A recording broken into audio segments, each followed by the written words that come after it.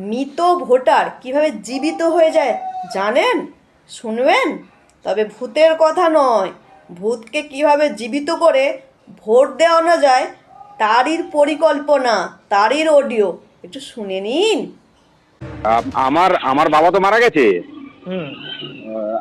আগের বছর মারা গেছে আমার বুথের। হুম। উনি বললো যে ডেথ সার্টিফিকেট লাগবে।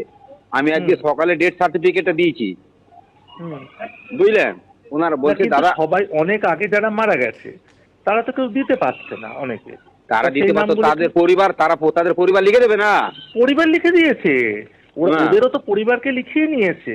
হ্যাঁ। কিন্তু এখন ভিডিও বলছে যে না, পরিবারকে লিখিয়ে নিলে হবে না, আপনি কাটতে পারবেন না, আপনি ওদের রেখে দিন। হুম। ওই ফর্মগুলো ধরে ফিল আপ, মানে আপনি ম্যাপিং করার দরকার নেই। তাহলে ওই ফর্মে সইটা করবে কে? সই তো করে দিয়েছে বাড়ির লোক। বাড়ির লোক তো ডেট বলে এবার সই করেছে।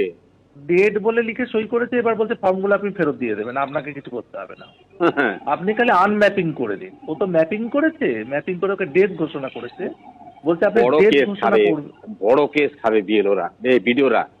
হ্যাঁ, ওই ওই সরকারি। বিএলওদেরকে পশ্চিমবাংলায় আপনাকে একটা কথা বলি, বিএলওদের যে চাপ দিচ্ছে এটা নির্বাচন কমিশন ভালো করে জেনে গেছে। বিএলওদের না না, উপরে খুব একটা আঘাত বিএলওদের উপরে আনবে না। এআরও বিডিওদের হ্যাঁ, কপালে খুব বড় দুর্ভোগ আছে।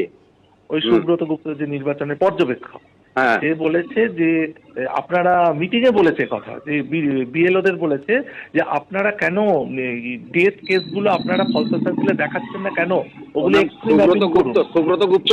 সুব্রত গুপ্ত, হ্যাঁ। আচ্ছা। যে বাড়ির লোক যদি লিখে দেয়, আপনি বাড়ির লোক, তার ছেলে লিখে দিচ্ছে ডেট, আপনি বাড়ি গিয়ে দেখলেন নেই, লোকাল, আপনিও বলছেন আমিও জানি ডেট, বলছে তাহলে ওগুলো কার নির্দেশে অপেক্ষা আপনারা এখনো ডিজিটাইজ করছেন না?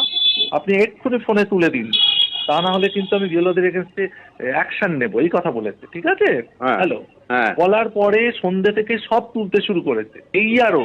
আর হুম। ভিডিও বলছে যে ফোন করে করে, এমনকি ভিডিও পর্যন্ত ফোন করছে, আচ্ছা। ফোন করে বলছে যে আপনি ডেথ সার্টিফিকেট না পেলে আপনি কি করে তুলবেন, তার বাড়ির লোক যতই লিখে দিক আপনি একটাও তুলতে পারবেন না।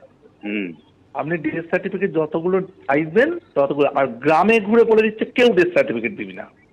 হুম। শাহজাহান যদি তার বন্দুক বাহিনী নিয়ে গ্রামে ঘুরে বলে দেয়, হুম। বলছে আমার তো কাকা, ওই গৌতম বলছে আমার কাকা মারা গেছে, আমার কাকার ছেলে বলছে দাদা আমি দিতে পারবো না ডেথ সার্টিফিকেট। হুম। ওর বাড়ি এসে বলে গেছে কোনো ডেথ সার্টিফিকেট দিবে না। ও লিখে দিয়েছে কাকার ছেলে। হুম। এইবার এই আর বলছে ওগুলোকে সব আনম্যাপ করে দিতে। হুম। এবার কি ম্যাপিং কে করবে বলে সে দেখা যাবে।